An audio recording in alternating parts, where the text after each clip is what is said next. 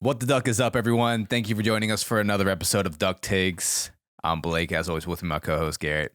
Hey guys. Today, as you can expect, we're going to be talking about the hottest show on television right now that just had its finale not too long ago, The Penguin, and really excited to dive into that because my God, what a fucking show that was. But first, we're going to do our segment, our Ugly Duckling segment, where we're going to give you a movie that's underrated or hated on, maybe needs some more love.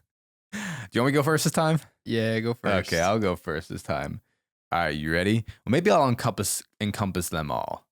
I'm going to go Spy Kids 3D Game Over. That's encompassing them all? No. But because I just watched, should I just say all the Spy Kids movies? No. Pick one. I'll go the third one then. Okay. Because I mean, that's the one that gets the most hate. I think so, right? Yeah. Yeah. I actually rewatched the second one the other night. What's it called? Lost Island of... Wait, what's it called? Let me pull it up. It is Spy Kids. The Island of Lost Dreams. That's right. That's right. Do you remember that one? Mm-hmm. Do you remember all of them? It's weird. I remember the third one the best. Yeah, that was the one we watched the most as a kid. Right? Yeah. I think we got the VHS. Do we not? Where are you? Yeah. Do we? Yeah. Yeah. Yeah. That was the one we watched the most. Spy Kids 3, Game Over. Yeah. That is the one we watched the most. Uh-huh. I like the third one. It's good. Glenn Powell's in it too. The CGI is god-awful, but it's an enjoyable movie. The whole thing is just straight green screen. The entire thing. Entire thing. Yeah. But you notice a lot of those movies are too. You know why I think that movie was also really memorable for me? Why? Was the grandpa in the wheelchair, and our grandpa was in a wheelchair. Because of Papa Bill, yeah, he was in a wheelchair. Yeah. And then he took some super serum. He took like the power up and he Uh-huh. was able to walk. I was like, whoa, what if we got that for Papa Bill? Oh my God. I just watched the second one not too long ago. Again, I mean, I've seen it before. And it's so funny because, like, especially the second one, they'll be doing the goofiest shit possible, the most insane thing, and then they'll just, like, drop the hardest bar that you've ever heard.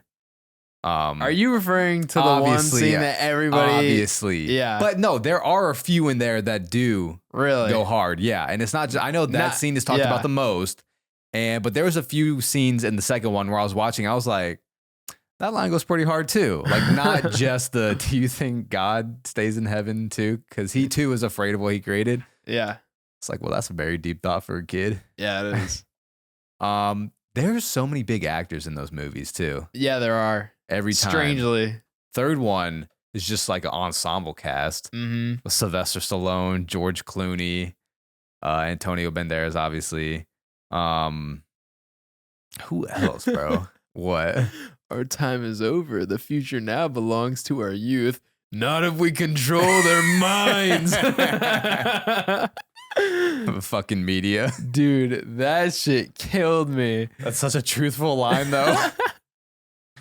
Not if we control their minds. Oh my God. That movie's funny. It is funny. But yeah, even the second one with like Steve Buscemi and all these other actors in there as well. I'm like, how did they get all these actors? I feel like, you know what's crazy? I feel like a lot of fantastic acters. You're not even bringing up Machete, bro. Oh, that's right. Danny Yeah. Trejo. Yeah. Danny Trejo. And all he's in all three of them. Uh-huh. He's like their uncle, right? Yeah, yeah. Well, they call him uncle, but he's not actually their uncle. No, wait. No, that's the other guy. That's the guy who's the janitor at the other place. Yeah, no, Machete's actually their uncle. Yeah. Yes. I feel like a lot of big A-list actors would do like a stupid kids movie every once in a while. I mean, I feel like they do it because it's fun. Yeah. I feel like they don't do that anymore though. Not really. You would never find like an A-list actor. Like tarnishes their their brand. Yeah. You'll never find that these days. That's where they didn't give a fuck. Like, we're doing this for the kids. All right, what's yours? All right, I'm going to go Ghost Rider. 2007 Nicolas Cage. Yes, sir. Not even Agents of S.H.I.E.L.D. Ghost Rider. I mean, that's not really a. No, it's not a movie. It's not a movie. Like, respect to that version of Ghost Rider because it is really cool. But 2007's Nicolas Cage Ghost Rider. Honestly, some great CGI moments in that movie. If I'm being honest, I'm not gonna lie. There's some good shots in there. There are. There's some really good shots. It looks really fucking cool. Yeah. And honestly, I think they even stepped it up for the sequel. I think the sequel is worse than the original. Yeah. I will say that. Like, the story is pretty stupid. But some of the CGI moments in that are pretty cool. And there's one moment where we see Ghost Rider do like an insane psychotic laugh, and it's pretty freaking terrifying. Nicolas Cage does a good Yeah. job with the laugh. Yeah. Well, remember? I don't even know if it's him, but Oh, well, because remember in the first movie when he's transforming into Ghost Rider? his for the first time? transformation is cool. Yeah. I like his first transformation. I mean, what was I? I was 10 years old when that came out. So, which means you were like 7. And I think that Most is likely I was like 6. Oh, yeah, true. Because I'm like 3.5. Well, no, because like I'm damn near a 2001 Oh, baby. that's right. Which means, and I don't think that's a movie that we waited till later to watch. I think that's one we watched right away. Yeah, no, we watched that one a lot. Because I also had the movie for my PSP. Yeah, you did. Remember that shit? Uh-huh. Dude, I thought that shit was gonna be like the future. I mean, it should have been. I think the PSP is still one of like the best handheld gaming systems. It is. It's really awesome, honestly. I'll play with I have it still. I And know. I'll play with it from time to time. Midnight Club. It's fun. You kidding me? Yeah. Midnight Club, Star Wars The Force Unleashed. I was actually so jealous because I never got one. I never got a PSP. But you never wanted one. You Did I never asked. want one? No, you had a Nintendo DS. Oh yeah. I wanted a DS because You wanted the dog. No, because that's what everybody was playing. Taking care of a dog? No. I mean, I did have that game. I know what you're talking about. Yeah. Nintendogs, but no, not that. Like People would do like Picto Chat at like our after school place that we would go to. Like everybody was playing on their DS. You could play together with people. So that was the cool part about Nintendo. But I would say like as a console itself, yeah, I would say the PSP is superior. PSP was the shit. I feel like it kind of got shit talked. The PSP, or at least people these days. I don't know. I don't know. What's the battery life on that thing? Pretty decent. Like, I kind of forget how good the battery life was. I mean, I remember playing it for a while. And honestly, I kind of wish people would just start dropping like low res games again. You know, not so focused that so way much. It doesn't have to take up so much storage. Yeah. Like, dude, I would have no problem playing a game with like a little bit of like worse graphics if it meant that it would cut the storage by like, you know, even more than that. Like you could do like 75%. Yeah. Get rid of all that storage. No, and I mean, when I go back and play Midnight Club, the graphics obviously aren't great, but it's still good for its time. Yeah.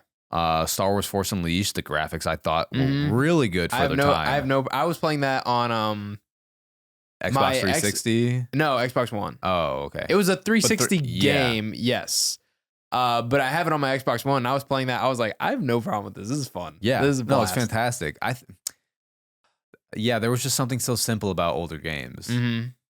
Not to say I don't like the very intuitive games, like the Arkham games, the Batman games, but I don't know. There's just something that was fantastic about like just putting on that Game Boy or at PSP and just going to work, man. Because the PSP also had a pretty big screen. It did, and the analog stick that it came with, it had pretty good sensitivity as well too. So no, it's nice. It's a fire game. And then also like, dude, there's something about those older games too where it was it wasn't so story driven, I guess. Like you could just kind of do whatever. You just had games where like the Hulk or God of War where really like all you could do is just like kind of go around and just basically destroy everything in sight. You know, it didn't really matter. I remember that whole game. Yeah, that whole game was cool.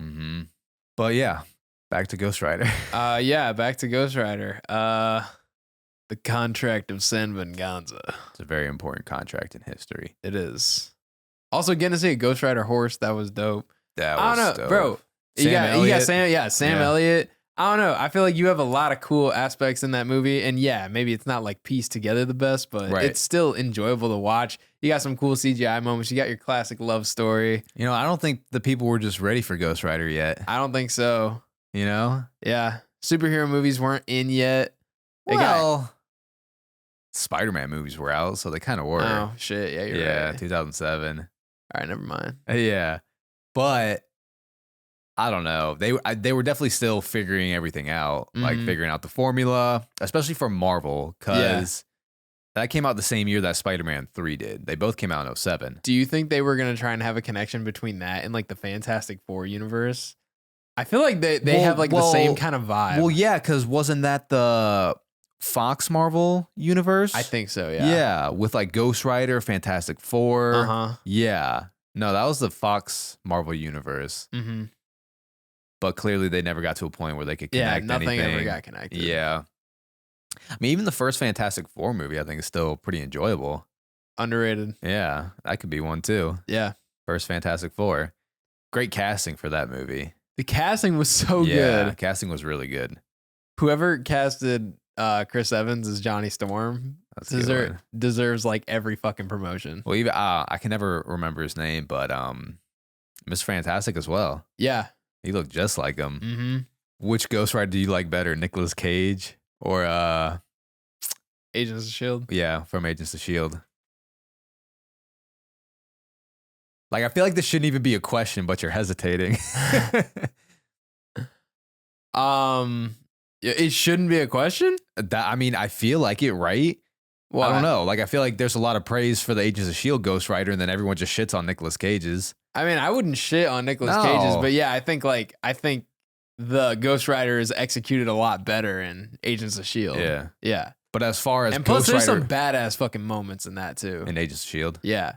But as far as Ghost Rider, and I know they're two different characters. Yeah, they're two very different versions. Yeah. But which Ghost Rider do you like better? Probably Robbie Reyes. Robbie Reyes. Yeah. Also, bro, him in that muscle car. But what about the chopper? I mean, Johnny Blaze's chopper. It's nice. It's classic. But, yeah. I mean, you the like car the is pretty cool. Yeah. Oh, shit. I will say, the detail I like about Nicolas Cage's, though, is like the motorcycle would transform with him into like a hell bike. Yeah. That shit was cool. Mm-hmm. All right. Let's dive into this episode. The Penguin. I don't know, man. I'm just ready to dive into this. Like, spoiler warning. Probably, I'm like not going to try to spoil anything in the beginning, but just a heads up in case we do spoil anything. But hopefully y'all have just binged this show by the time you listen to this episode. All right, Garrett, let's dive into it. The Penguin, the spin-off series starring Colin Farrell that was announced during the time we got Matt Reeves, the Batman. Shit. What do you think? It was really freaking good. This was a damn good show. It was a really good show. Honestly, like, most of the time I kind of forgot that we're like even in the Batman universe. To some extent, yeah, because man, this basically just laid out the blueprint of what you should do for a comic book villain TV show. Yeah. Like, this is how you do a villain TV show. Yeah. And you just give us basically a Gotham Sopranos. Uh-huh. Pretty much. A crime thriller that was just beautifully executed. And man, what I love about this too is that they didn't try to redeem their main character at the end. No redeeming qualities, because a lot of what Sony has been doing with their villains, I mean, I know they're like more anti-heroes now, you know what I mean? Yeah. There hasn't been like a true villain main story, and which is really stupid. Right. Because they're not good people. I mean, like, okay, Venom is known as like the lethal protector. I feel like he's like the one exception. Right. But everybody else, like, there's no point in doing that. No. And holy shit, it's funny because Colin Farrell did an interview where he said, yeah, I'd be surprised if anyone likes Oz by the finale. Yeah. Because obviously the first episode, you're like, oh, this seems like, pretty good dude. Yeah. Looking out for Vic and everything. I mean, not a pretty good dude. Like, pretty good dude. Yeah. It started off with him committing murder. No, what are you talking about? But fuck, man, by the end, we need Batman beating his fucking ass ASAP. Yeah. We need Batman back. The one redeeming quality was his relationship with Vic. That was the one redeeming quality. That was the one.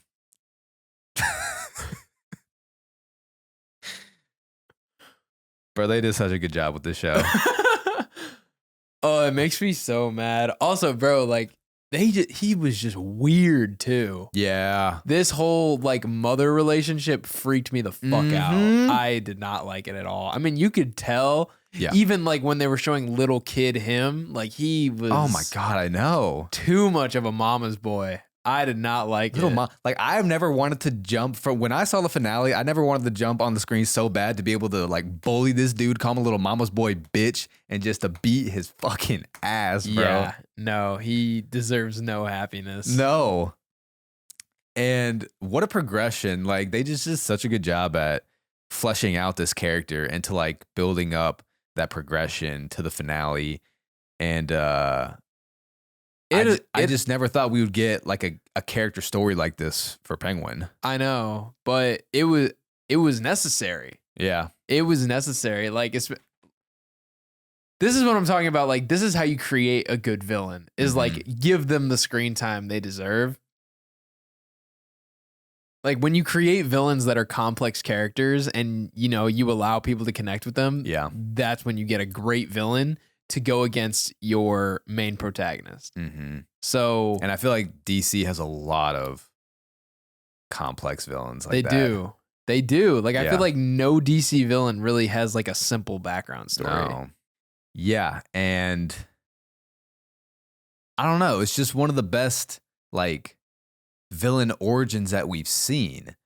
Let's stick with, let's go character by character because there's a lot of great characters to talk about in the show. So, I mean, let's start with the man himself. Let's start with Oz, who we all know is played by Colin Farrell, who is unrecognizable. Yeah, that you would never even guess. No, completely just transforms into this role. Makeup was insane. Like, you can't even tell that that's not, just a guy. I know. Like even the little cracks and creases in his forehead. It's insane. The scars, the dots. Yeah, like the indents in his cheeks. It's like it's crazy. Yeah, makeup is insane. Which apparently, and I saw this earlier today that it was reported that Jonah Hill was offered the role of the Penguin for the movie, The Batman, and he ultimately turned that down, obviously. And thank God. Well, the big question was when Colin Farrell got casted as the Penguin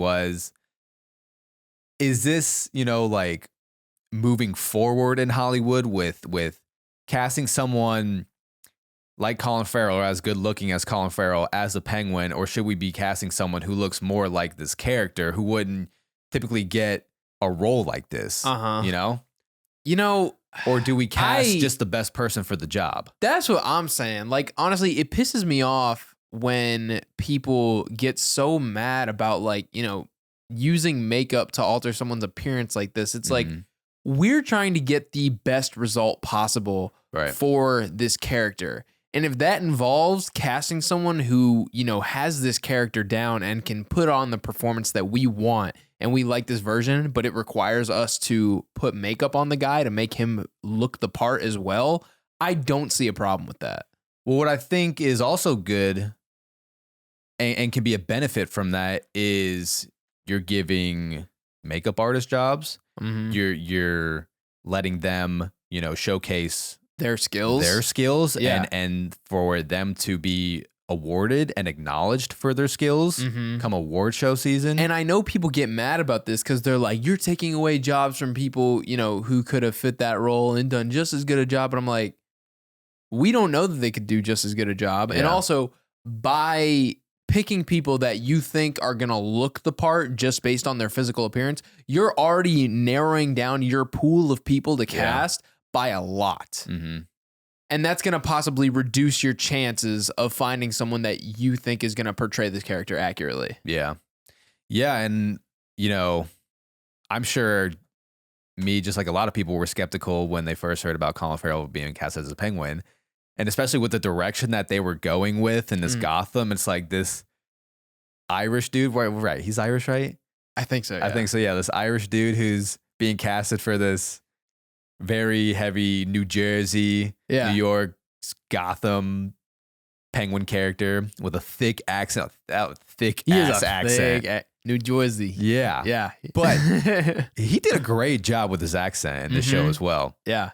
And once we did see him in full makeup in the Batman, and then now especially with the Penguin, I'm like, yeah, no, this was the dude for the job. This was the right guy for the job. And it's literally the fact that, like, I love that I look at him and I don't see an actor. I don't see anybody I have ever seen before. Right. This is the Penguin when he is in full makeup like this. That's true. I don't know. There's something refreshing about that. Right. Because, you know, a lot of times when you see people in movies that, you know, you recognize the actor, you're like, oh, that's Ryan Gosling. Right. Oh, that's this guy. But no, like I looked at Penguin on screen. I'm like, that's just Penguin. That's nobody else on the planet. Yeah. You know what I mean? Yes. No, I completely understand because if you get, especially when you dive into characters like IP characters, comic book characters, and we are just seeing the actor themselves, then I totally get what you mean. Yeah. As to where he gets to fully transform into this character. And honestly, as an actor, I feel like that helps you just like get in the role. Like he looks in the mirror, he doesn't see Colin Farrell. He doesn't see his own face. Well, he said it was one of the greatest joys in his acting career, being able to transform into this character as well. Like it's like putting on a mask. Yeah. It literally is putting on a mask. No one cared who I was. Did I put on the mask? And this kind of goes hand in hand with, you know, Colin Farrell transforming into this Penguin character. One thing that I'm really loving about this Matt Reeves Batman universe is Gotham. Yeah. I think this is one of my favorite Gothams that I've ever seen on screen. The Gotham vibes are there for sure. No, they're there 100%. Like it's real. I think it's doing a very good job of basically like combining the Tim Burton and the Christopher Nolan universe where like Christopher Nolan's was real, but it didn't feel like Gotham. Christopher Nolan's was Chicago. Yes. Yeah. Tim Burton's was, you know, very comic accurate, but not quite, you know, not realistic enough to like kind of tether you to reality. Yeah. You know? And this is kind of doing both of those things. Yeah, it's a very dark Gotham, which is nice. Very dark. That's what we need. That's exactly what Gotham is. It's a shitty place. Who the fuck wants to live in Gotham, bro? But then, of course, one of the great relationships that we have in this show is between Oz and Vic. Yeah. Yeah, I told you earlier, honestly, like the way that they met reminded me a lot of Batman and Jason Todd. I'm curious if the way that he found him was a nod to that, because that's exactly how Jason Todd gets discovered, is stealing the rims off of the Batmobile. And it's crazy how just depending which car you're trying to steal from, how different your paths can lead. Yeah, they both take him on. It's kind of like a, you know, protege, whatever. And but yeah, they go very different directions. Dude, I don't know how much longer I can't talk about it. I mean, should we just say spoiler warning right now? Yeah. All right. Dude. Spoiler warning. Spoiler warning. This motherfucker killed Vic, bro. Yeah. That was it. That was it. Where I'm like, okay, you're a fucking asshole. You are the biggest asshole and piece of shit that could possibly exist. But yeah, great job. Bravo. Though. Great villain. Yeah. I agree. Yeah. But wow, do I hate you. Yes. And can I not wait to see your ass get beat by fucking Batman? Can't wait for it. Bro, but I'm telling you, bro, I know that's not what people wanted, but that's what we needed. No, I agree. It's not, none of this ever said we're going to have a happy ending. Yeah. None of it ever was leading to that. And I knew that. but it doesn't make it any less sad. Oh my God. Like poor fucking Vic for just choosing the wrong person to stay loyal to. Bro, and to kick a horse while he's down too, takes his money after he kills him. Yeah. On top of that, well, like he didn't grab the wallet for the money. He grabbed the wallet to get rid of the license. But yeah, he was like, there's $100 in here. I'll take it. I think there's a lot more. Than probably more than that, but still, like he saw the money. He was like, fuck it. I'll take your wallet. I'll take your money too. Yeah, this man looted him after he unalived him. Such bullshit. That's crazy. What a fantastic villain origin story. Like that, like, especially if you're gonna have this show leading into the Batman 2. Yeah. Motherfuckers are ready for that shit now. Dude, no, I think this show is perfect and it got people hyped. And because I feel like the Matt Reeves Batman universe has, like, you know, it's been a while since the Batman came out. Yeah, that came out in 2022. Yeah. And the Batman Part 2. Or maybe not a while, but Batman 2 starts filming in the beginning of 2025. I mean, so we're not going to be getting it until 2026. So you're not wrong. You know, all right. It was. Well, I get that this was always the plan to have this show. Yeah. But yeah, if say that this show did not exist, everybody would probably forget about like the Batman by the time the second movie came out. In terms of what, story wise? Maybe not. I mean, well, for one, yes. Like that's not going to be fresh in people's minds. Everybody who cared would probably have to go back and rewatch the Batman to refresh their memory. I think with how much praise, I mean, I just think it's very easy for movies to lose hype because I remember people talking about the Batman, like, you know, like this is like the best Batman movie and everything. And, you know, I feel like people just haven't really talked about it since. And now this is kind of a good way to, you know, remind people like, hey, we're not fucking around. This universe is here. Right. And we're dedicated to this. Because I feel like if this show didn't come out as well, it's easy for it to get lost in the sauce because of James Gunn now coming in as head of DC and him creating his own universe because these are two separate universes. And so, yeah, I think this is a show that where you're right. It being here is like a reminder of we're not fucking around.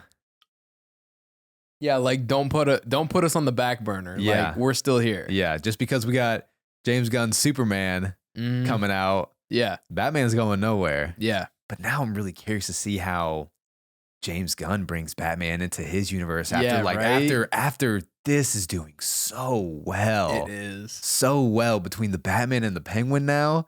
I mean, shit, 8.8 on IMDb. I read that the finale has a 9.7 on IMDb, which makes it one of the greatest IMDb ratings of a TV finale ever. Yeah. And Rotten Tomatoes, 95% critically and 92% audience score.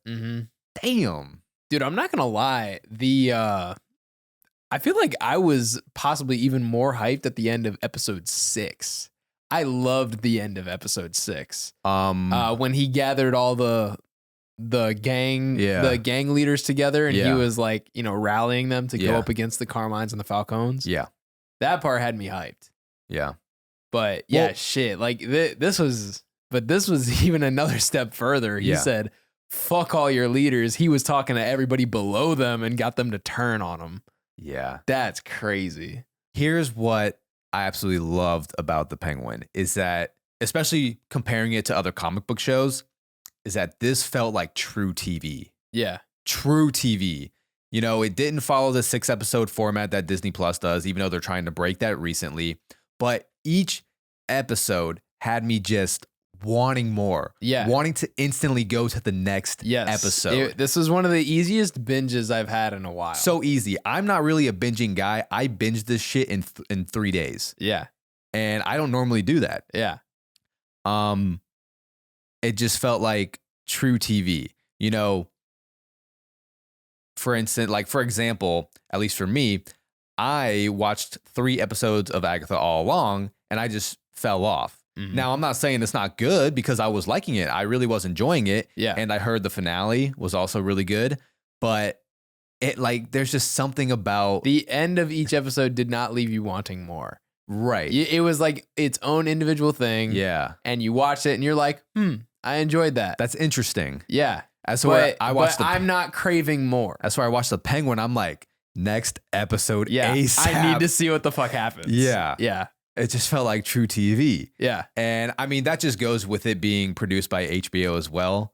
Like, we should have known. TV figured out like Come that. on, man. Yeah. HBO doesn't mess around. No. HBO has got TV figured out. Yeah. So, And God, an HBO crime drama too? yeah. Like, they went to the right people to do this show. Yeah. The Sopranos, The Wire. Yeah. Like, come on.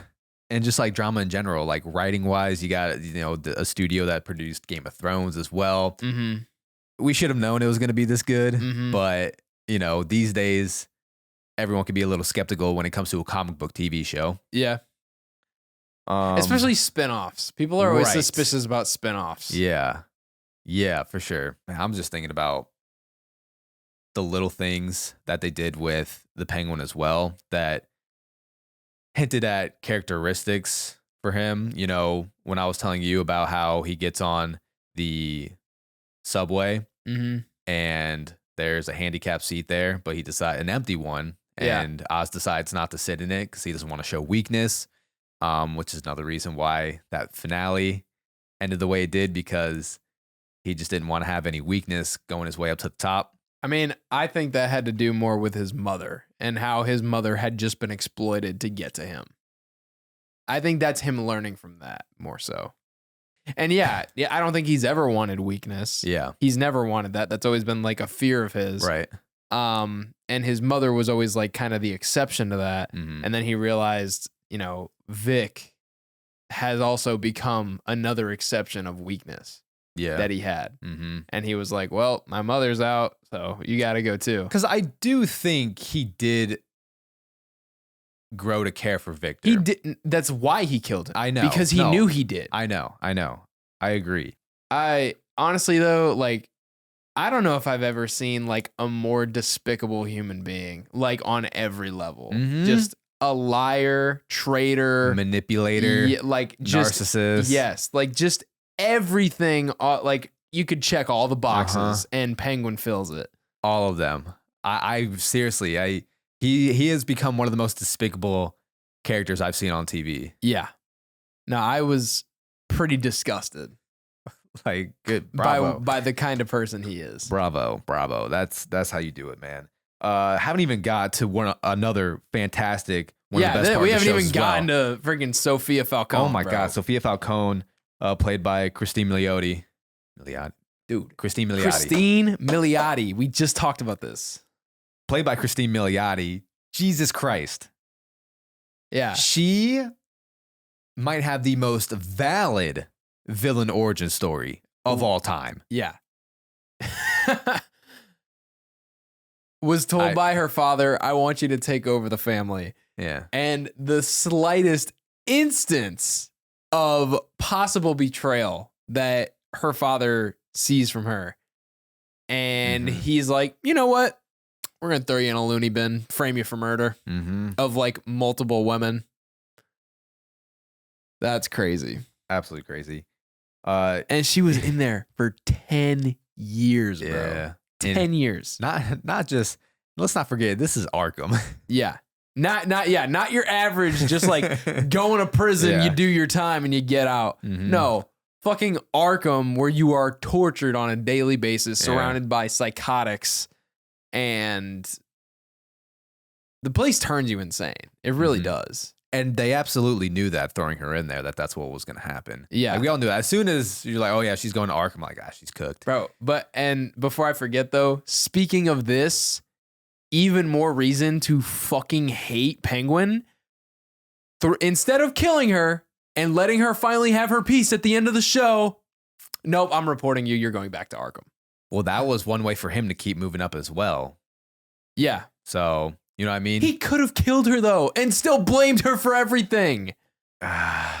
No, because this was all part of the plan. This was his way of giving basically that I don't know, the councilman. The councilman giving him an easy win. Dude, and the story still would have held true. People would have believed the story and then found Sophia Falcone's dead body, and it probably would have been fine. No, she needs to be locked up. That's how they secure that win, cleaning up the streets. If she just dies from another gang related incident. I get it. It's You know more what I like mean? justice was done. Yes, I get it. exactly. But so still, again, just another way to fuck with Sophia. correct. And you know what? I thought that was also very well executed in the sense of like the one thing his mom said, Oz's mom said to Sophia is that Oz was always 2 steps ahead. And when she said that at the time, from what we had seen in the show, It didn't feel like it didn't feel like that. No.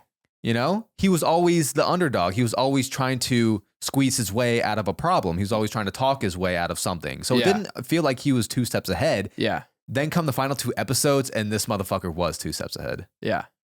But yeah, I mean, but at the same time, he wasn't. Look, like, don't I get me agree. wrong. Like, Penguin, he was crafty, bro. yeah, Like, he knew how to manipulate for Mhm. sure, and he knew how to set up schemes. But I still don't feel like he was 2 steps ahead. He didn't see that bomb coming. He got No. lucky as fuck. no, agree. He got so lucky. And for a big dude who's Who's got a limp? yeah, Yeah. he was shifty. Yeah. And Jesus, the place that he murdered his brothers ended up being the place that saved him. Oh And my that, god, dude. I know, bro. I swear, just so Okay. many things. When I saw that episode giving us more backstory to Oz and his childhood, Yeah. what the fuck? I was not expecting that. I wasn't either. I thought it was like some tragic accident. yeah, And the fact that his mom knew the whole time. yeah. But the fact that he lied about it the whole time too, Yeah. Just sat there and watched a movie with his mom. and while still lied about while it. his brothers were down there. I'm curious. Do you think he knew that they were drowning? 100%. Like, I mean, but if it were me and I'm a kid, I wouldn't think that room was gonna, that's where all the water was gonna go. yeah, but he kept looking out at the rain. Yeah, he did. You know? I'm curious. I'd have to go back and watch if they did like a shot of like the outside of the door where it specifically said water overflow and like him Right. realizing that. Yeah. And then it started raining. Oh man, that episode was fucked. That episode was so fucked. Mm-hmm. All because he wanted his mom to himself. Yeah. Like, Fucking and mommy his boy. his fucking freaky obsession with his mom. And then the final episode having his girl dress in his mom's dress. Oh my! I know. The same makeup Yep. and Same hair. and same hair and telling her to say that she's proud of him and all that. Yeah. What the fuck? Bro, this show got darker than I thought it would. Mm-hmm. And I'm so happy it did because, like we've been saying, this is how the DC separates itself from the 3-headed monster that Disney and Marvel is, right? Mm-hmm. That's just 2 heads, but That is 2 heads. What else can we throw in there? Disney, what do they got? Disney, Fox, ESPN, Marvel, ESPN, whatever. This is how they separate themselves from Marvel. And that's by doing what they can't do and what they aren't willing to do. Yeah. Marvel could never make a show like this. No. I mean, Because they they could, and it would go great, I'm sure, if they did it properly, but Like they're in- not willing to. They're not willing to. And Daredevil is going to be darker. It'll be TVMA, but it ain't going to be on this level. It ain't going to be this. It isn't going to be on the dark level that the Penguin was. No. And Honestly, but that's what DC needs, man. I hope Disney sees this and is like, wow, ours looks like fucking child's play. Yeah, because not to mention, it looked beautiful as well. Mm-hmm. It looked beautiful. This world looks beautiful. Like the Batman looks absolutely beautiful. Greg Fraser coming in and being a cinematographer for that. Jesus Christ. He might be one of my favorite cinematographers of all time. And I mean, even the show, The Batman, looked, The movie? no, the show, The Penguin. Yeah. The Penguin looked gorgeous as well. This is what you do to separate yourself. But back to Sophia Falcone. Yeah, sorry. I didn't mean to lose track No, on you're that. good. I mean, this was a beautiful acting performance. Her outfits were always, They were like powerful. yeah. Yeah. Well, it was also, whatever she wore was also like an allegory to what her character was going through at the time and like the statements she was trying to, the statements she was trying to make with each outfit Mm-hmm. and how before she was, thrown in prison, it was definitely, her outfits were definitely more innocent, you could say. Yeah. Like Conservative. Yeah, conservative. Or not even conservative. No, yeah, conservative. No, because even when she got out of Arkham, at first she was covering up her scars and everything. Mm-hmm. She was being a lot. She was trying to hide it. Yeah, she was kind of almost like trying to hide her past. Yeah, and then she started to just like kind of accept it. And made it a part of her. Yeah. Yeah. No, I did notice that. And because I didn't even know like until the last few episodes that she has that scar on her shoulder as well. Yeah, I don't know what that's from. Mm-hmm. But I noticed that scar immediately. When she started wearing stuff that showed it, I was like, oh fuck, what happened there? Yeah. But yeah, no, this character was beautifully executed as well. And I think it needs, something needs to be said of how well HBO can give us powerful lead female characters, even powerful diverse characters as well. Because I know like there's a big discourse with Disney. Everyone talks about go woke, go broke, that kind of thing. But this it's literally the writing. Exactly. It is always it's the writing. Well, it's the writing and it's the execution. Yeah. Then this is why I love HBO, because I'm not thinking about, oh, this show is just implementing a female lead or like diverse characters. Yeah, just cause. And there's a way to do it. And HBO, as we've seen with like, Game of Thrones, House of the Dragon, more recently, especially, and the Penguin, like HBO does a very good job at creating strong female characters. Yeah. And it's good when you're watching the show and you're not thinking, wow, what a strong female. I'm thinking, damn, Sophia Falcone's a fucking badass. I'm not looking at her as a woman. I'm looking at her as Sophia Falcone or Gigante, whatever. Yeah.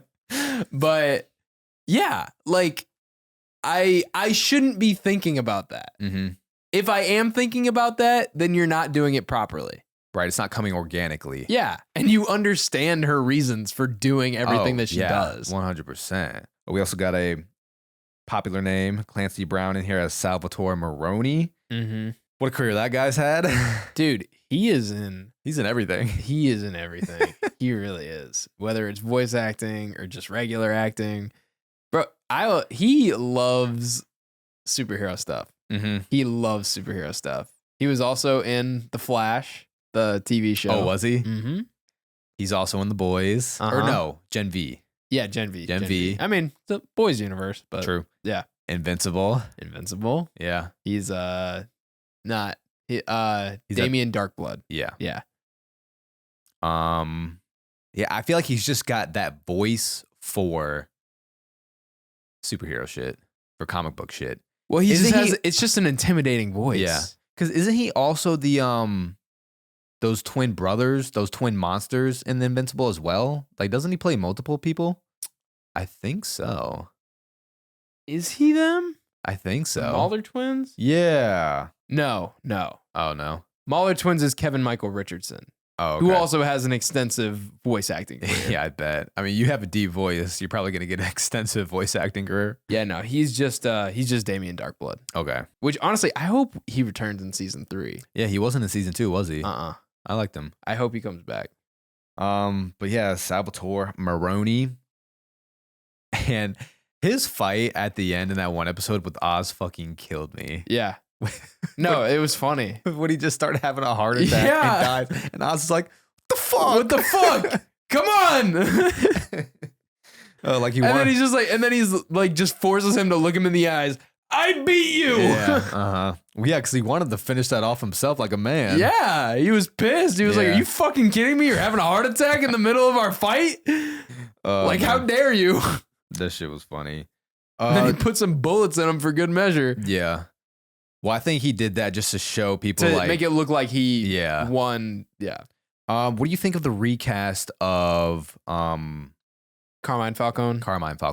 I was fine with it. To be honest, I don't think that was like a major key role. No, absolutely not. I I was fine. I'm saying, but I think he did a great job. I kind of liked this Falcone better. Yeah. His Carmine Falcone a little better. I'd have to be honest, it's been so long since I've seen the Batman. Yeah. I need to rewatch it. So I could compare their performances, but yeah, I just think Mark Strong was a little more intimidating as Carmine. Yeah. But yeah, no, I didn't mind the recast. One performance that I think might go under the radar because there were so many great performances and she wasn't the main character, but his mom. Yeah, man. Deirdre. Yeah. What's her name? Deirdre O'Connell as Frances Cobb. His mom had a great performance. I was noticing that throughout the show. I was like, damn, like she's putting on a show right now. And she became a bigger part of the show than I thought she would be. I didn't think she was going to be so big. Yeah. I didn't think so either. I mean, but once I realized we were starting to dive deeper into Penguin's psychology, and like his past, I was like, okay, his mom is going to be a big part of that. But yeah, man, and like especially like her switch when she would go from like being normal and like coherent and everything to like her dementia, her dementia happening. I was like, damn, like she could switch on a dime, and I was like, that's freaking impressive. She was also a smart character, man. Yeah, she was smart. Because she was playing the psychological game with Sophia as well. And I mean, we found out like she was playing a game with Oz the whole time. I was about to say, she's kind of a monster too. She is. You know? Golly. Just harnessing, growing, feeding that monster this whole time, knowing that he killed her brothers, his brothers. She knew that he was the devil. Yeah. But yeah. That one episode where we were reliving her past. It was pretty crazy. That was episode 7, right? Yeah, episode 7. The psychological breakdown in this whole show was just so good. Yeah. It was so good. The character studies, everything that went into it, how they executed it. One of the things that was like almost scary to see was Sophia's reaction to her trying to get Oz to say the truth. And when he just was so committed to this lie, and Sophia was like, you were really going to let me cut it off. Like, she is just astonished. Like, she thought she found the one person that, she could use to get to him. And even this person that he supposedly cares about so much, and she's threatening her well-being and is about to cut her finger off. And even that wasn't enough to get Oz to, to concede. Yeah. Truly a sick man. Like it was astonishing me as well. I was like, what is with this guy? Yeah. Like, your mother is everything to you. And we've seen that throughout the show. You even have a weird obsession with her. Yeah. And even that is not enough for you to speak the truth finally. I was so happy when she stabbed his ass with that bottle, bro. Yeah. And he still saved her after that. Yeah. Yeah. And what's even more fucked up, now she's in a vegetative state and he's breaking another promise to her. Yeah. Yep. It's crazy, man. Truly one of the most despicable human beings I've seen on screen. Like, holy shit, man. It's crazy, man. And I knew that cigar cutter was going to come back later. Yeah, no, I knew. Yeah. When she picked that up, I was like, we haven't seen the last of that. Yeah. Nah, man. I thought she was going to use it to cut his dick off or something. Right. I just knew it was coming back later. Yeah. That scene was crazy, bro. Like, he still was just going to take that shit to the grave. And it literally took her saying, like, I've known this whole time. I mean, but he still technically like never admitted it. He still never admitted it. No. And then like, and bro, the fact that he tried to use her dementia to like say like, you're confused, ma, like you don't know what you're talking about. Oh my God. I was like, you're fucking crazy, bro. She's saying she knows and you are still trying to commit to the lie because he can't admit it to himself. Yeah. Yeah. And I mean, and when Vic brought it up as well, he told Vic, he's like, he's like, I got to get this done or my mom's never going to look at me the same. Or when he said, do you think my mom forgives me? And Vic's like, for what? He's like, for all the things I've done. Yeah.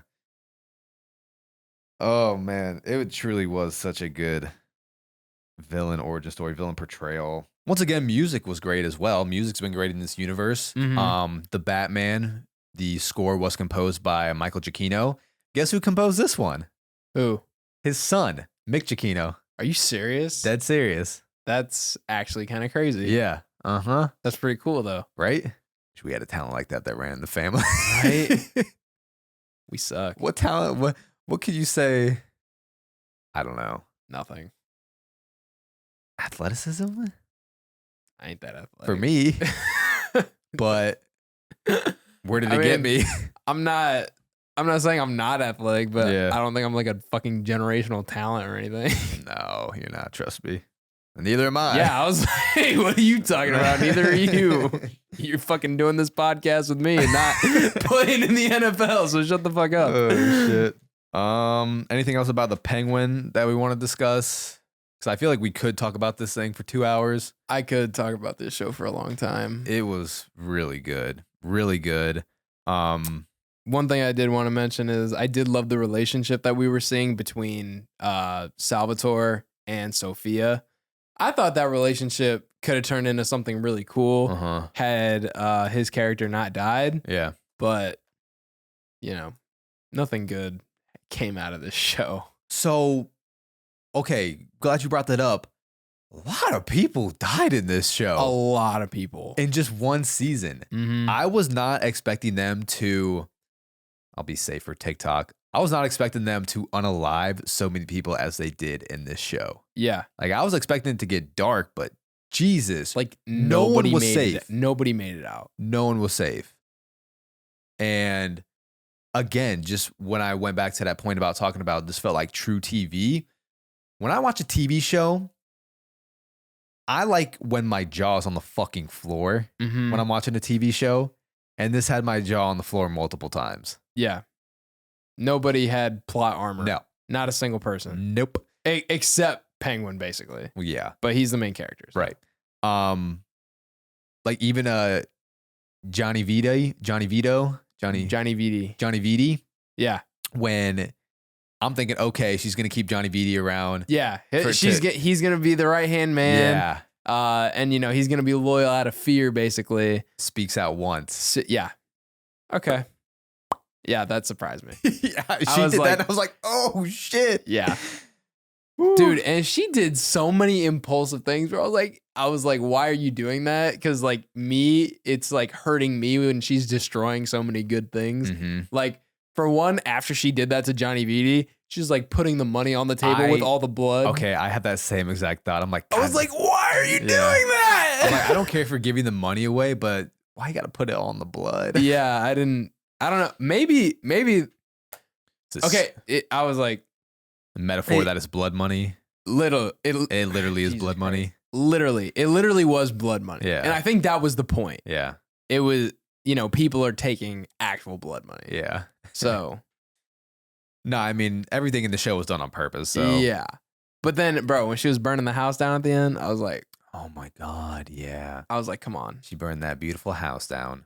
Okay. I don't know why, but have you ever, I've never tested it, but I always thought it was strange when people show how flammable alcohol is, like liquor that you drink. Right. I've never tested it. Maybe we should. I mean, I'm very curious because like, is liquor actually that flammable? Like if I have a pile of wood and I throw like straight vodka on there or whatever, right? Is it gonna burn when I throw a match? Or is it like too wet? Because it's not like it's fuel. Right. I don't know. But that's always been strange to me. But when people like spit fire as well, they usually use alcohol, right? Or rubbing alcohol. So. Yeah, I don't know. I thought you had to use like a certain kind that was like really strong, like moonshine. Yeah. Moonshine, I know will catch on fire for sure because it's such a strong liquor. Right. But like regular vodka and stuff, I was like, is that really that flammable? Like I do actually like want to test it because I see it in films and movies all the time, especially when they just flick a cigarette on there. Yeah, I'm like, is it really that? Is it that bad? We should test it. I want to test it. Be like one of those. Isn't there like a channel out there that tests those movies? Yeah, what, like if it's realistic or not? Yeah. I mean, probably, but I mean, that wouldn't be that hard to figure out for yourself. No, I mean, we could do that for sure. Now, that would be interesting to test out. I'd be down to try that. Don't try it at home, kids. Yeah, we're not pyros. I'm just Yeah. it's always something that I've seen in TV and movies, and I've always been curious if it's actually real or not. Well, geez, it's hard to for us to find something we don't like about this show.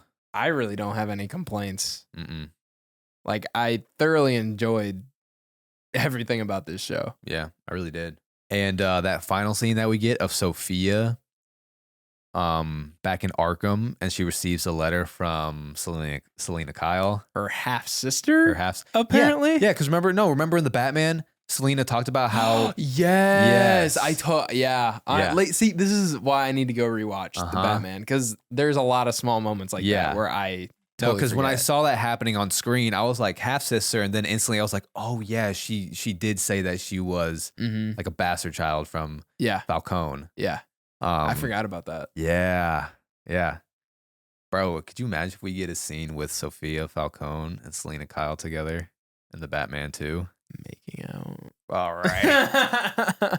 I'll tell you what, every movie theater is going to be barking at that screen like a goddamn wolf on a full moon. Dude, there's some baddies in Matt Reeves' Batman universe. You know what I've noticed, though? There's baddies in every Batman universe. That's true. That's kind of Batman's thing. That's Batman's thing. Like I was just rewatching the animated series today. Yeah. Selena Kyle in there. Like everyone's a baddie in the Batman universe. Bro, he even has like Wonder Woman folding for him a lot of the times. That's crazy. Yeah. Not to mention like Harley Quinn. I mean, Jesus. Mm-hmm. And Harley more so goes for Nightwing. Nightwing, yeah. Oh my God. Well, I don't know. My conclusion to this is I can say I'm genuinely very excited for this DC universe. I really am. Like, honestly, before the show came out, I didn't know what to make of like the future of this universe because I enjoyed the Batman, right? Mm-hmm. I didn't have it over the Dark Knight. You know, the ending was my favorite, or like the Riddler wasn't my favorite villain, which might be like a hot take.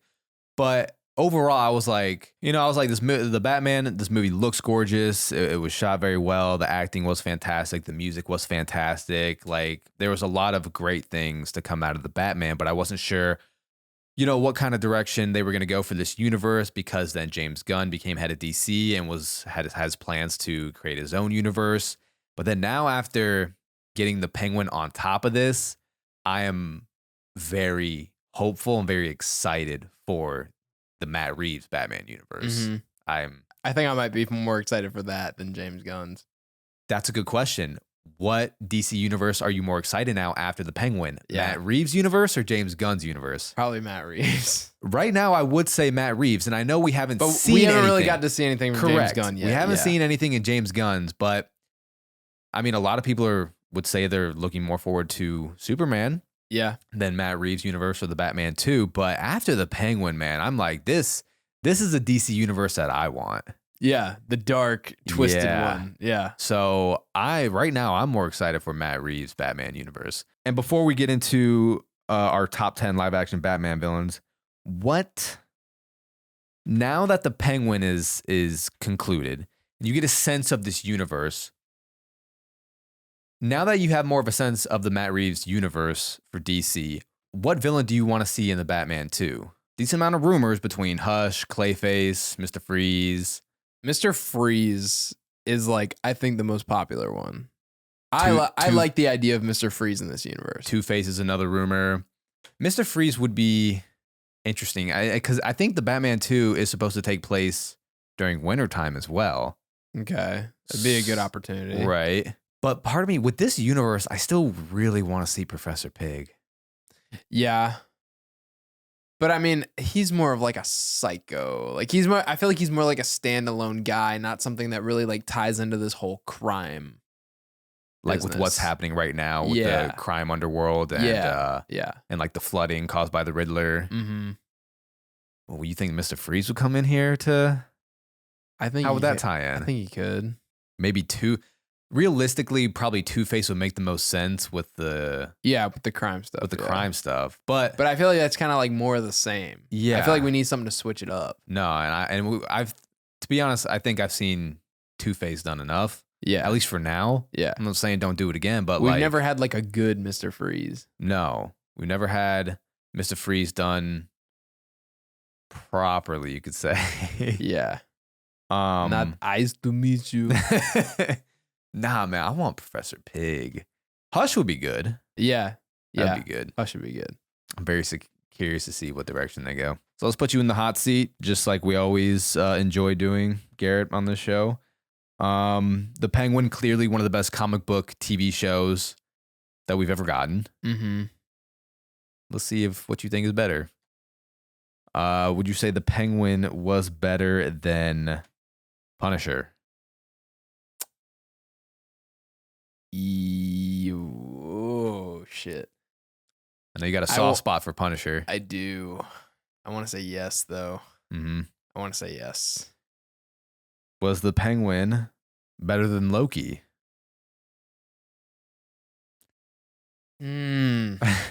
Yes. It is hard to argue. Yeah. Is The Penguin better than Daredevil? That was the one that was like, shit. Bro, recency bias, I feel like, is also going to play a huge role in this. Yeah. Because Daredevil was amazing when it's coming out. I think I just love how dark this universe is. Yeah, with The Penguin. Yeah. Mm-hmm. Daredevil does get dark, though. It does, but not this dark. Not to this extent. No, this is a little bit further. Yeah. I don't know if I can put it over. I don't know if I can put it over Daredevil. Daredevil is like 3 seasons of really good TV. Right. And the fact that they were able to be that consistent with it. Yeah. So what if I said like the best season of Daredevil up against The Penguin? Just comparing one season. It's also been a while since I've seen Daredevil. Yeah. So it's not like fresh in my mind. Bro, don't make me choose. I'll stick with Daredevil. Okay. I'll stick with Daredevil. Was The Penguin better than The Boys? Depends what season you're talking about. Yeah. Season 3, I don't think so. Ooh. Season 3 of The Boys was like really fucking peak. And season 1. And season 1. Here's what I can say. I think The Penguin was the best comic book TV show to come out this year. Easily. Yeah, easily. Between comparing to season 4 of The Boys. Yeah. Invincible season 2. Yeah. And Agatha All Along. Yeah. So up against those ones that came out this year. Yeah, it's definitely the best. Penguin is the best comic book show to come out this year. Yeah. But season 3 of The Boys, I think, is better than The Penguin. Damn, bro. Now which is a tough thing to say because they're both really amazing. Yeah. Again, it just shows I have my jaw on the floor. Yeah. All right. Let's get into our ranking of top 10 live action Batman villains now that we have the Penguin. I feel like I always have my list and then we start talking. I know. And then I'm like, fuck, I don't think this is accurate anymore. Let's go, Garrett. Now that the Penguin is over, top 10 live action Batman villains. All right. Let me just preface by this is not an easy list to write, but at number 10, I do have Jim Carrey's Riddler. Interesting. Yeah. So I'm not a huge fan of like the whole cartoony, very comic accurate versions of these characters, but I think Jim Carrey is one of the ones that does it the best. And I don't know, part of the cheesiness has like a charm to it. So Jim Carrey's Riddler at number 10. Number 9, I have Scarecrow, Cillian Murphy's Scarecrow. Mm-hmm. His could have been higher because I did like his portrayal a lot, but obviously, we don't get like too much of him. Yeah. I like that he's a recurring character in Christopher Nolan's Batman movies, though. I like that we get to see him a little bit more, but he just doesn't have enough of a role to really stand out. At number 8, I do have Paul Dano's Riddler. Mm-hmm. For their version of Riddler that they were doing for this, like psycho threat to Gotham that he was, I think he played it very well. And I like the mental challenge that he posed to Batman in this movie because I feel like we haven't really gotten that accurate of a portrayal for Riddler, Right. Like, well, just, throw some Spanish Batman's way and apparently it'll get him. Yeah, I guess so. He's not the world's greatest detective. At number 7, I do have Danny DeVito's Penguin. Mm-hmm.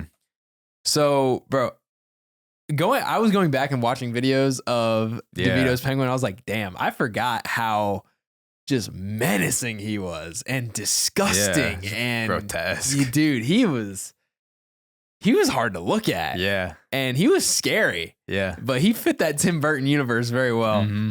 At number 6, I have Colin Farrell's Penguin. Okay.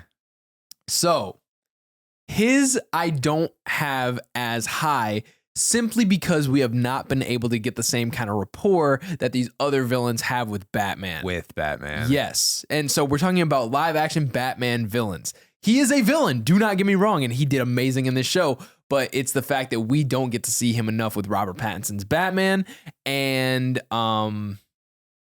yeah, that's honestly like the biggest reason. And then the other part is because he hasn't really had his chance to step into that role as the king of crime in Gotham yet, you know? Like, I'm also basing this on their like feats and what they've done to hurt Gotham. Mm-hmm. So at number 5, I do have Ra's al Ghul. Okay. Batman Begins. Liam Neeson's, yes. I think that one slept on, to be honest. He is, bro. He is. I love Liam Neeson's portrayal of that character. Mm-hmm. Obviously, plenty of rapport with Batman with this character. He's the one who trained him. He was the one who had a hand. He had a hand in like his parents' death, basically. Mm-hmm. And you know, his entire goal was to basically bring down Gotham because he said it's a failed state, and you know, it was going completely against what Batman was trying to do, which is save it rather than destroy it and rebuild. Right. Plus, bro, his monologues go hard as fuck. Yeah, they do. Yeah. At number 4, I have Jack Nicholson's Joker. Okay. Very classic character, but like I said, those more cartoony versions, they don't hit as hard with me. I do like the more realistic portrayals of these characters. But you know, Jack Nicholson's he did an amazing job with the character they gave him, and one of the most iconic performances of the Joker, with only one beating him out. Mm-hmm. And also, he's got some great one-liners in there as well. He's funny in that one. Yeah, he's funny. Yeah, no, I like. I guess like the pen is truly mightier than the sword. At number 3, I do have Aaron Eckhart's Two-Face. Whoa, hi. Yeah. All right. Dude, I feel like he slept on too. No, you're absolutely right. That's why I was shocked to see him at number 3 for you, because yeah, not a lot of people have him that high. He slept on. Like, I get that, you know, he gets outshined by the other main villain in that movie, but he still puts on a hell of a freaking performance. Yeah. Like, I always go back to that final scene with Jim Gordon, him and Batman. He's like, the Joker chose me. Like, bro, you just see the conflict going on in his brain. And I love it so much. I think he has a great portrayal of Two-Face. Plus, I love the reasoning as to how he got the Two-Face. Like, half of his face was in the gas. I was like, that was probably like the best way you could have done that. Especially in that universe. Yes. At number 2, I have Bane, Tom Hardy. I think that's the biggest threat that we've seen. Biggest threat. And that is mainly why Tom Hardy's Bane is that high, is because, bro, he took over Gotham. Like, he had basically won at a certain point. He was successful. He was successful, yeah. So that was one of the biggest reasons. And plus, you know, Tom Hardy, of course, put on a hell of a performance as Bane and really showed that physical threat to Batman that we know Bane for. And also, just like, I like that they showed his, you know, like, military tactician type of crime. Because, you know, the other version of Bane that we got was roided up. Yeah, he was just a freaking brute. That's all he was. So I think this was the most accurate portrayal of Bane that we could have got in the Christopher Nolan universe. And at number 1, who else is it going to be? It is Heath Ledger's Joker. I don't know if that's ever going to be. I don't know if it'll ever be topped. I don't know if it ever will be. Yeah. It doesn't even need to be discussed, in my opinion. Like, the man just put on the best performance we possibly could have gotten for a realistic take on the Joker. It's just very hard to argue why he shouldn't be number 1. I don't know. Maybe one day, but depending on how much like screen time we might get of other villains. Maybe, but I mean, the laugh, the dedication to the character, telling Christian Bale to actually punch him in the interrogation scene. Yeah. Like, dude, his dedication, like he just, he was fucking in it. You know what's crazy? And this is why the Penguin was so much more despicable than even the Joker, even Heath Ledger's Joker, is because at least he's a man of his word. Yeah. Penguin ain't a man of his goddamn word. No, bro, there is no honor with Penguin. No honor at all. Yeah, I know you're probably going to, based on how you were talking, I know you're going to have Colin Farrell's Penguin higher than I did. Yeah. But, I mean, like I said, dude, given time, I think Penguin is going to be higher on this list. Yeah. Yeah, no, he will be. Like, it's literally just the fact that we have not gotten enough interaction between him and Batman. Okay. I think once I start seeing that and their rapport, which we did see some good rapport in the Batman. And like I said, I need to rewatch the Batman. I could rewatch the Batman and be like, okay, actually, I take that back. He should be higher. But I just need to see a little bit more. All right. Very solid. All right. What is your ranking of the top 10 live action Batman villains? Ooh, okay. So for me, at my number 10, I have Uma Thurman's Poison Ivy. Ooh, that's a good one. From Batman and Robin. Like you said, I do like the more realistic takes with these villains. However, Uma Thurman looked great in that Poison Ivy costume. I did like her outfit a lot. Like her hair, her makeup, everything was great in that movie. And also that was just, I mean, you know, that's one we watched a lot as kids. Number 9, I'm going to go with Paul Dano Riddler's from the Batman. Like, it wasn't my favorite Batman villain. He was a good villain for that universe and to start out that universe. I don't know. I think it just didn't hit for me on the level of some people. Like, a lot of people have Paul Dano's Riddler high. Yeah, I saw a list. They had him at number 2. Right. I was like, what? Which, I mean, it's, it just didn't hit for me like it did for others. Yeah. Number 8, I'll go Danny DeVito's Penguin, like you were saying, just like so grotesque. Dude, he is and vile. He is hard to look at. Yeah. I can't with him. But bro, like, and in one of the scenes he was talking about he doesn't want to be called Oswald. Yeah. He's like, I'm Penguin. I'm an animal. Like he was just committed to this craziness. And I found that funny when I was watching the Penguin show, and whenever people called him Penguin, they were like, don't call him Penguin. Yeah. But now I think now he's going to be, you know. Yeah, I think he's going to take on that persona. Number 7, I have Scarecrow from Batman Begins, played by Cillian Murphy. Okay. Man, that is one villain that I really wish we got more screen time of, because I loved Cillian Murphy's Scarecrow. I really did. And I loved the mask in that one as well. The visual effects that they had from the poison. I thought it looked so creepy. Yeah. Especially when the one where Batman's face like turns all black, almost like asphalt. Yeah. Yeah, I really like Cillian Murphy a lot as Scarecrow. That's another villain that I would just love to see as the main antagonist. Shit, I would watch that in the Batman. I would too. Yeah, I absolutely would. 6, I'm gonna go with Two-Face, played by Aaron Eckhart from The Dark Knight. Like you said, he is slept on, and he's higher on your list than mine. But it's crazy that we get 2 great antagonist performances like that in one movie. Number 5, I'm gonna go with Jack Nicholson's Joker from '89's Batman. Very classic take on the character. Yeah. Another one that is kind of just like synonymous when it comes to DC movies.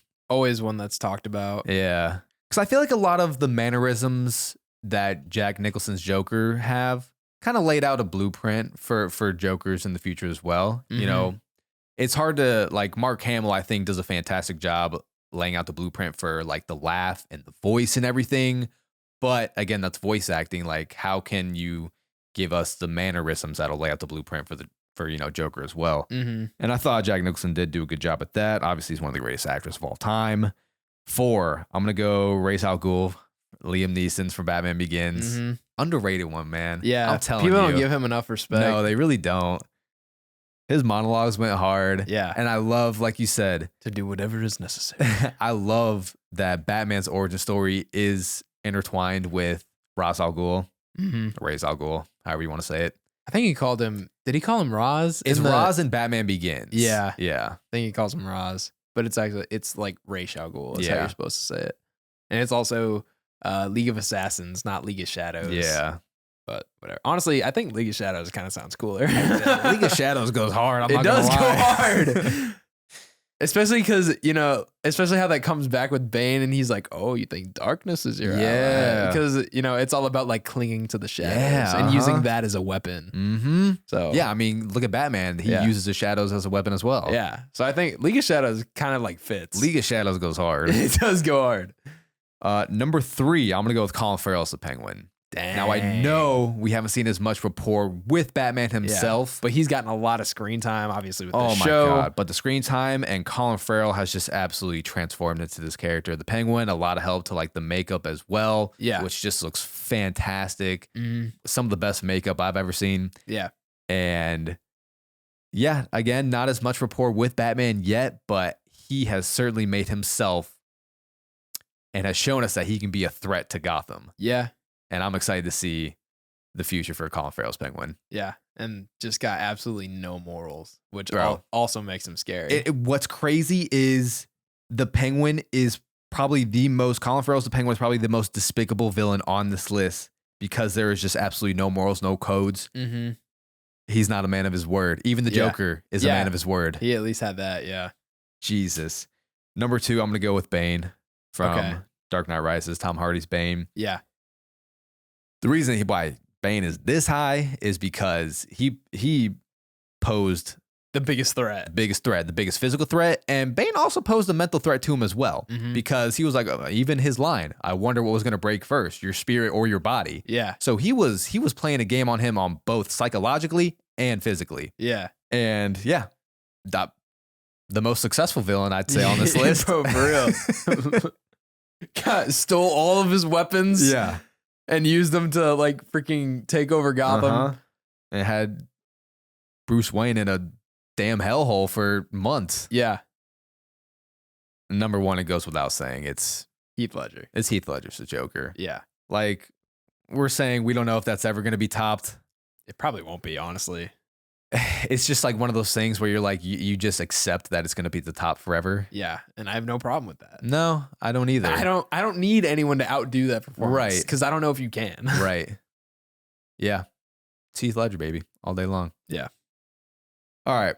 That's going to do it for this episode of our Penguin review. What a fantastic show.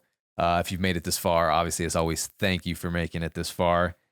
And appreciate everyone that's been, grabbing some Duck Takes merch as well. Yeah. It's been really awesome to see, and awesome to see y'all having that come in the mail and wearing that merch. So really appreciate that. Again, shout out to our protector of the realm, Colin. And if you want some of extra content, make sure to be signing up for our Patreon.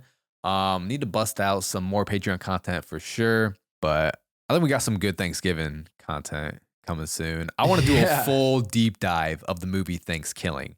And if you haven't seen that movie, go watch it because we will be doing a deep dive on Thanksgiving, a $5,000 student film from 2007, 2008. I don't even remember. Man, I'm excited to do that episode. I really am. But yeah, thanks again for listening. Make sure to give us a review on Spotify, Apple, wherever you're listening to podcasts. Always helps out giving us a rating. And The Penguin, man, I don't think it's too early to say one of the best comic book shows of all time. Yeah, I could agree with that. Crazy. Yeah. Pretty crazy stuff. Just an amazing show in general. It was so good. It's going to do it for us here at Duck Takes. As always, with my co-host, Garrett. We'll see you next time. See you guys.